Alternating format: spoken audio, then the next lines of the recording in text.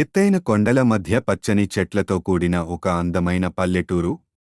ఊరిలో వేసవి సెలవులు మొదలయ్యాయి. పిల్లలు బోర్ అనిపించడంతో ఎక్కడికైనా బయటికి వెళ్ళాలని అనుకుంటారు. అప్పుడు విక్కీ, ఓసారి మనం గుట్టి అడవిలోకి వెళ్ళి రహస్య గుహను వెతుకుదాం. కొంతమంది చెప్తున్నారు అక్కడ పాత సొమ్ము ఉందని. నీలు నిజమేనా? ఆ పాత గుహ గురించి మా నాన్న కూడా చెప్పేవాడు. అందరూ ఒక చిన్న సంచి తినుబండారాలతో తీసుకుని అడవిలోకి ప్రవేశించారు. పక్షుల చప్పుడు, ఆకుల కదలికలు, వాళ్ళకి కాస్త భయం, కాస్త ఉత్సాహం. రాము, ఏవీ శబ్దాలు? పులి ఉందేమో? బాబూ నవ్వుతూ, నీవు చూసేదల్లా ఊహా పులేరా. వాళ్ళు అడవి మధ్యలో ఓ పెద్ద రాతిపల్లం దగ్గరికి వచ్చారు.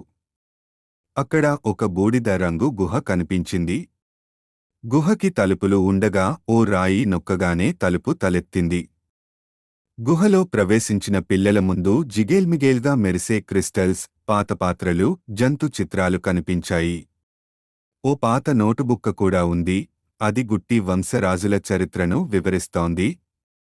విక్కీ, మన ఊరిలో ఇంత గొప్ప చరిత్ర ఉందని మనకి తెలీదు.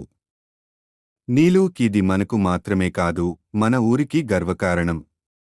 నీలు తన కెమెరాతో అక్కడ ఉన్న చిత్రాలను ఫోటో తీస్తుంది.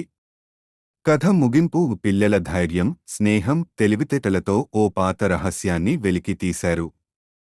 అంతేకాదు, ఊరికి చరిత్రను గుర్తుచేసి గర్వంగా నిలిపారు.